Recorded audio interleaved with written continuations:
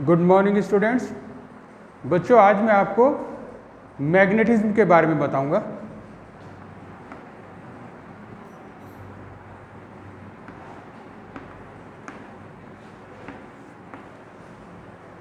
Magnetism एक ऐसी property है बच्चों जिसमें चीज़ें, कुछ मैग्नेटिक जो सब्सटेंस होते हैं वो चीज़ों को अपनी तरफ अट्रैक्ट करते हैं। इस प्रॉपर्टी को हम मैग्नेटिज्म कहते हैं। ये एक स्पेसिफिक प्रॉपर्टी होती है जो कुछ सब्सटेंस है जिनको हम मैग्नेटिक सब्सटेंस हैं उनके अंदर आती है। अब जो मैग्नेटिक सब्सटेंस हैं उनको हम जो यूज़ करते हैं, जिस फॉर्म में हम उन्हें यूज़ करते हैं, उसको हम कहते हैं types of magnet. Types of magnets. जो यूजुअली मैग्नेट्स हम यूज़ करते हैं लैब वगैरह में, वो मेनली 3 टाइप के होते हैं। जैसे सबसे पहले बार मैग्नेट।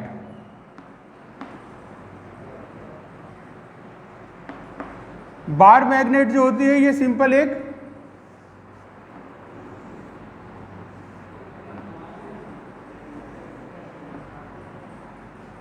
सॉफ्ट आयरन की बनी हुई एक रेक्टेंगुलर रॉड होती है।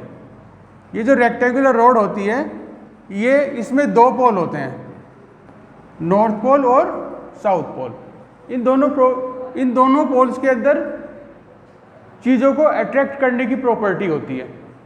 जो दूसरे टाइप की जो मैग्नेट हम यूज़ करते हैं वो है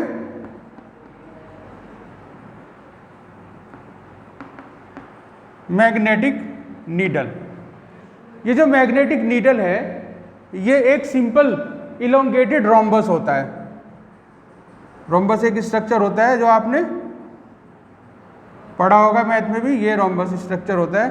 ये एक इलोंगेटेड रोम्बस है।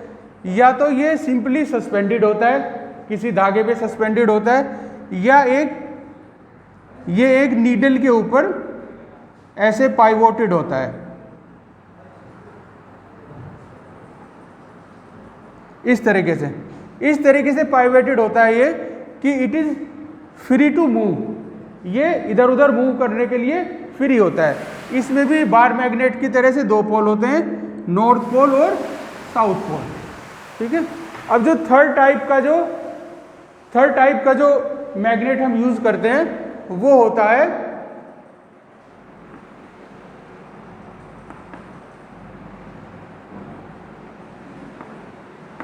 Magnetic compass.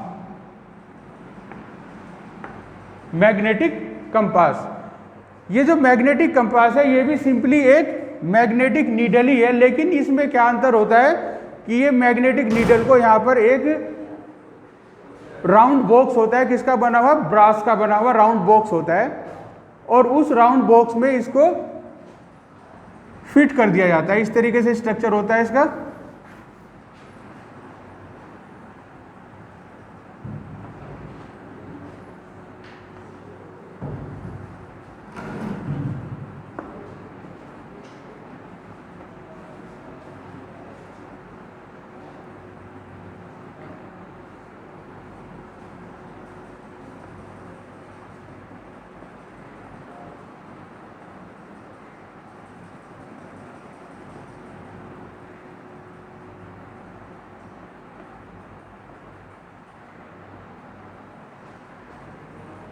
ये यहां पर नॉर्थ और साउथ पोल है, ईस्ट एंड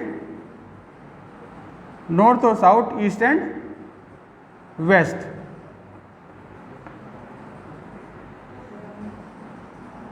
ये इस तरह से स्ट्रक्चर होता है इसका। यहां पर भी ये मैग्नेटिक नीडल ही है। ये मैग्नेटिक नीडल क्या होती है, फ्री टू मूव होती है चारों तरफ डायरेक्शन में। ये क्या होती है, फ्री टू मूव होती है। अब ये मैग्नेटिक नीडल यहां पर मूव कर सकती है। ये एक छोटा सा बॉक्स होता है, इसी को हम कहते हैं क्या, कंपास नीडल। ठीक है। ये आपकी कंप्लीट हो गया टाइप्स ऑफ मैग्नेट। अब हम बात करेंगे relation between electricity and magnetism. Relation between electricity and magnetism.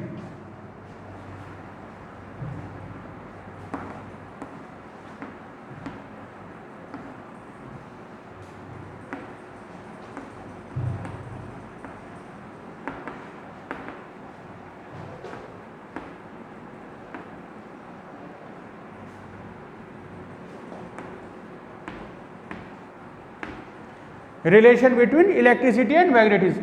बच्चों पहले जो है, जब तक इसकी नॉलेज नहीं थी इस टॉपिक की, पहले क्या समझा जाता था कि इलेक्ट्रिसिटी और मैग्नेटिज्म में कोई रिलेशन नहीं है। लेकिन उसके बाद ये रिलेशन प्रूव हुआ और ये इस्टेब्लिश हुआ कि इलेक्ट्रिसिटी और मैग्नेटिज्म में क्या होता है, एक बहुत क्लोज रिलेशन होता है। क्या है वो रिलेशन, मैं बता देता हूँ आपको। ये रिलेशन है कि जब किसी कंडक्टर में करंट फ्लो हो रहा होता है, तो उस कंडक्टर के चारों तरफ मैग्नेटिक फील्ड क्रिएट हो जाता है। सपोज ये जैसे ये एक कंडक्टर है ए बी, इस कंडक्टर में इलेक्ट्रिक करंट फ्लो कर रहा है। करंट को हम रिप्रेजेंट करते हैं आई से, इसमें इलेक्ट्रिक करंट फ्लो कर रहा है। तो यहां पर इस कंडक्टर के चारों तरफ ऐसे, इस कंडक्टर के चारों तरफ मैग्नेटिक फील्ड क्रिएट हो जाएगा।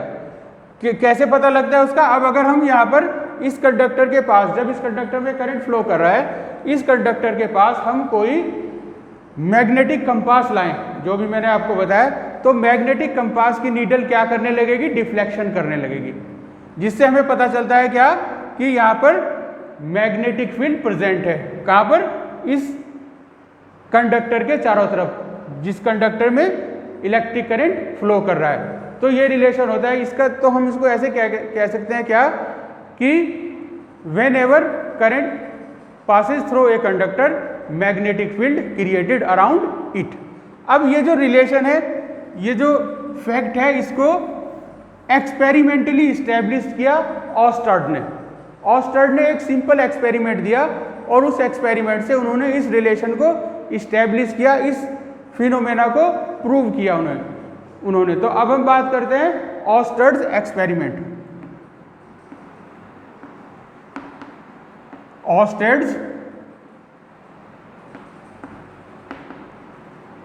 एक्सपेरिमेंट, ये बच्चों सिंपल एक्सपेरिमेंट था। इसमें उन्होंने एक सिंपल एपरेटस बनाया। क्या था वो एपरेटस?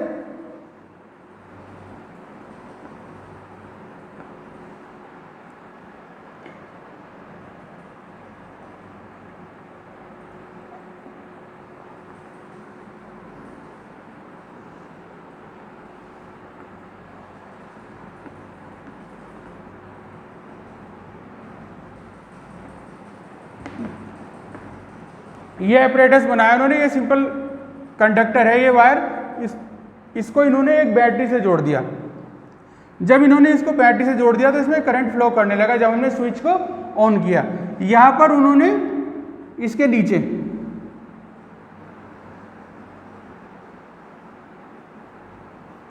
नीचे उन्होंने एक मैग्नेटिक नीडल को, जो भी मैंने बताया था आपको मैग्नेटिक नीडल, एक मैग्नेटिक नीडल को ऐसे रख दिया, इस करंट कैरिंग कंडक्टर के नीचे ऐसे रख दिया।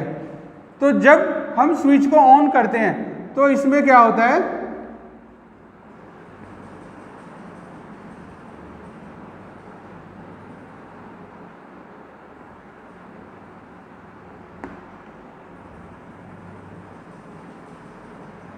ये मैग्नेटिक नीडल डिफ्लेक्शन शो करने लगती है। ये जो मैंने डॉटेड लाइन बनाई है, ये मैग्नेटिक नीडल के डिफ्लेक्शन को रिप्रेजेंट कर रहा है। इस तरीके से, इस तरह से डिफ्लेक्शन हो रहा है मैग्नेटिक नीडल में, ठीक है।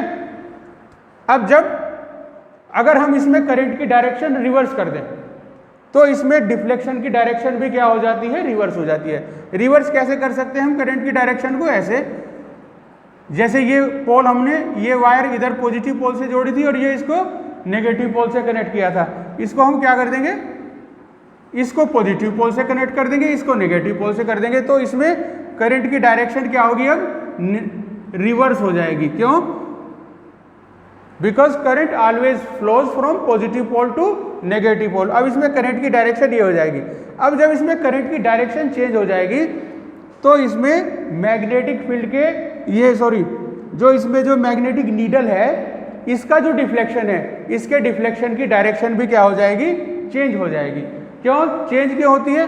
क्योंकि पहली कंडीशन में जो मैग्नेटिक फील्ड प्रोड्यूस हो रहा था उसकी डायरेक्शन और थी, और जो दूसरी कंडीशन में जब हमने करंट की डायरेक्शन चेंज की तो उस समय मैग्नेटिक फील्ड की डायरेक्शन क्या हो गई, चेंज हो गई। अब इसमें डिफ्लेक्शन डिपेंड करता है मैग्नेटिक नीडल में डिफ्लेक्शन डिपेंड करता है मैग्नेटिक फील्ड की डायरेक्शन पर। ठीक है, तो ये ऑस्टर्ड के एक्सपेरिमेंट का एपरेटस था। इस तरीके से उन्होंने ये इस्टेब्लिश किया कि इलेक्ट्रिसिटी और मैग्नेटिज्म में क्या है, इलेक्ट्रिसिटी और मैग्नेटिज्म में क्लोज रिलेशन होता है। अब हम बात करें कि इसमें डिफ्लेक्शन हुआ क्यों, यानी रीजन फॉर डिफ्लेक्शन, क्यों डिफ्लेक्शन हुआ इसमें डिफ्लेक्शन का रीजन ये है, जैसे अभी मैंने बताया था आपको क्या, कि जब किसी कंडक्टर में करंट फ्लो करता है तो उसके चारों तरफ क्या क्रिएट हो जाता है, मैग्नेटिक फील्ड। और जो मैग्नेटिक नीडल होती है वो मैग्नेटिक फील्ड अगर कहीं है तो उसकी प्रेजेंस को हमें बता देती है। ठीक है, तो यहाँ पर क्या हुआ, जब इसमें करंट फ्लो करने लगा तो ये जो कंडक्टर है, इस कंडक्टर के चारों तरफ क्या क्रिएट हो गया, मैग्नेटिक फील्ड। और मैग्नेटिक फील्ड क्रिएट होते ही ये जो मैग्नेटिक नीडल है इसने क्या शो किया, डिफ्लेक्शन शो किया, क्योंकि ये मैग्नेटिक फील्ड में जाते ही डिफ्लेक्शन शो करने लगती है मैग्नेटिक नीडल। ठीक है, अब हम बात करेंगे मैग्नेटिक फील्ड की। What is magnetic field? Magnetic field, बच्चों मैग्नेटिक फील्ड को हम ऐसे डिफाइन कर सकते हैं कि space around a current carrying conductor in which magnetic force is experienced. यानी एक जो कंडक्टर है, करंट कैरिंग कंडक्टर है, उसके चारों तरफ का ये स्पेस, उसके चारों तरफ का स्पेस, जिस स्पेस में हम फोर्स एक्सपीरियंस करते हैं। फोर्स का हमें कैसे पता चलता है कि कोई हम इसमें चार्ज पार्टिकल रखें तो उस पर क्या होगी, फोर्स एक्सपीरियंस करेगा। वो कैसी फोर्स एक्सपीरियंस करेगा, अट्रैक्शन की या रिपल्शन की फोर्स एक्सपीरियंस करेगा। तो कैसे डिफाइन करेंगे मैग्नेटिक फील्ड को, the field around a magnet in which magnetic force is experience. इस तरह से हम डिफाइन कर सकते हैं मैग्नेटिक फील्ड को। अब बात करते हैं magnetic field lines. Magnetic field lines,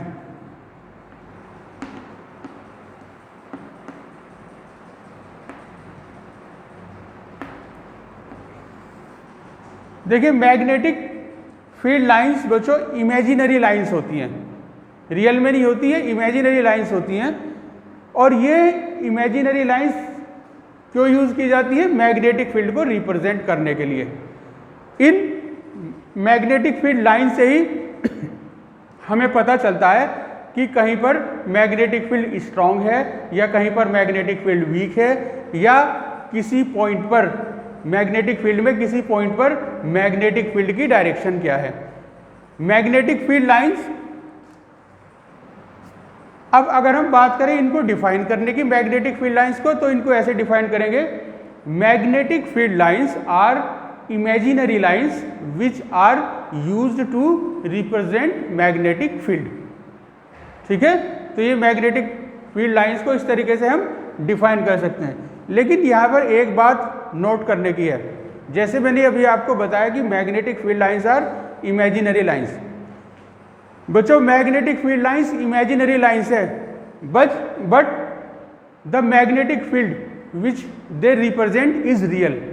अपने आप में ये लाइंस कैसी है, इमेजिनरी, लेकिन जिस मैग्नेटिक फील्ड को ये रिप्रेजेंट करती है वो क्या होता है, रियल होता है मैग्नेटिक फील्ड। ठीक है, अब बात करेंगे हम strong and weak. Strong and weak magnetic field, किसी पॉइंट पर मैग्नेटिक फील्ड में किसी पॉइंट पर मैग्नेटिक फील्ड स्ट्रॉन्ग है या वीक है, इसका पता भी हमें मैग्नेटिक फील्ड लाइन से ही चलता है। कैसे, अगर स्पेस में जहां मैग्नेटिक फील्ड है वहां पर magnetic field lines closely associated है, एक दूसरे के पास पास हैं, तो वहाँ पर मैग्नेटिक फील्ड कैसा होगा? स्ट्रॉन्ग। और अगर कहीं पर मैग्नेटिक फील्ड लाइंस एक दूसरे से दूर दूर सिचुएटेड हैं तो वहाँ पर मैग्नेटिक फील्ड कैसा होगा? Week magnetic field. अब जैसे ये इस डायग्राम से आपको समझ में आ जाएगा।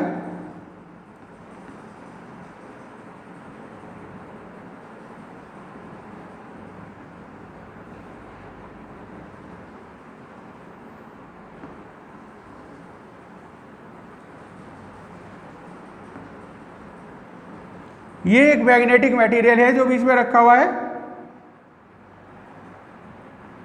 Magnetic material.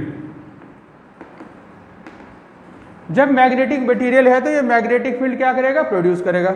मैग्नेटिक फील्ड को हम किससे रिप्रेजेंट करते हैं? मैग्नेटिक फील्ड लाइन से।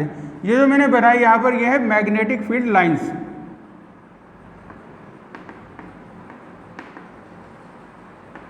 Magnetic field lines. अब देखो बच्चों क्या है, अगर हम यहां पर देखें इस एरिया में, ये इतना एरिया हम कंसीडर करते हैं, यहां पर मैग्नेटिक फील्ड लाइंस कैसी हैं? एक दूसरे से दूर दूर हैं। तो ये रीजन कैसा है? यहां पर मैग्नेटिक फील्ड कैसा है? वीक। Week magnetic field.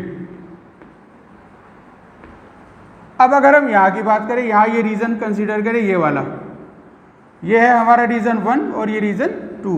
इस रीजन में अगर हम देखें तो ये मैग्नेटिक फील्ड लाइनें कैसी हैं? एक दूसरे के पास पास हैं। तो यहां पर मैग्नेटिक फील्ड कैसा है? Strong magnetic field. तो ये होता है वीक और स्ट्रॉन्ग मैग्नेटिक फील्ड। इसको हम कैसे पता लगाते हैं? मैग्नेटिक फील्ड लाइंस के बीच में आपस में स्पेस कितना है। अब एक और कंडीशन है मैग्नेटिक फील्ड के बारे में, वो है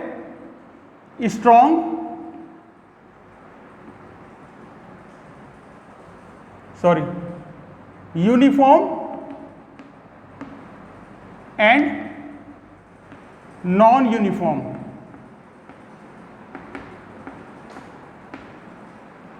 uniform and non uniform magnetic field.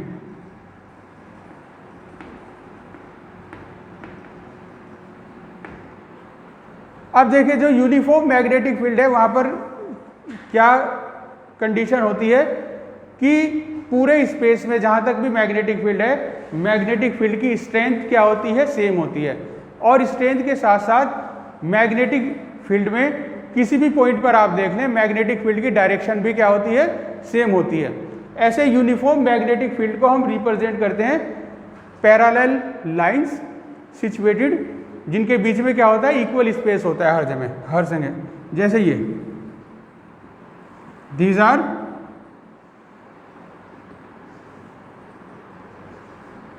Parallel lines. यहां पर मैग्नेटिक फील्ड कैसा है? Uniform magnetic field.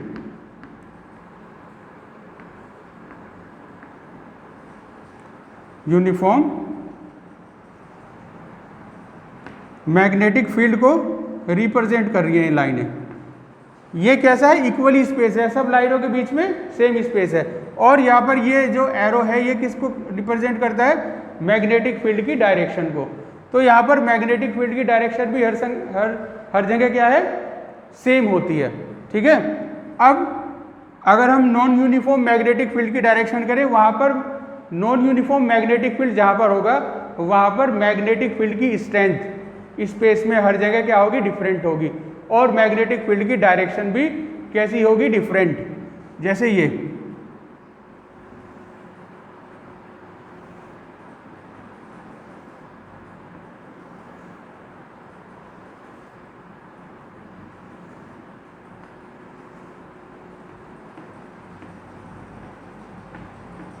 ये लाइनें किसको रिप्रेजेंट करती है? Non uniform magnetic field. यहां पर अगर हम देखें मैग्नेटिक फील्ड की स्ट्रेंथ ज़्यादा है और डायरेक्शन भी कैसी है? ये डायरेक्शन है यहाँ पर। अगर हम यहाँ पर देखें तो मैग्नेटिक फील्ड की स्ट्रेंथ क्या है? वीक है, कम है, और डायरेक्शन भी डिफरेंट है। यहाँ पर ये डायरेक्शन थी मैग्नेटिक फील्ड की, यहाँ पर ये डायरेक्शन है मैग्नेटिक फील्ड की। तो मैग्नेटिक फील्ड का मैग्नीट्यूड और डायरेक्शन दोनों क्या होती हैं, दोनों डिफरेंट होती हैं। किसमें? नॉन यूनिफॉर्म मैग्नेटिक फील्ड में। Okay, thank you.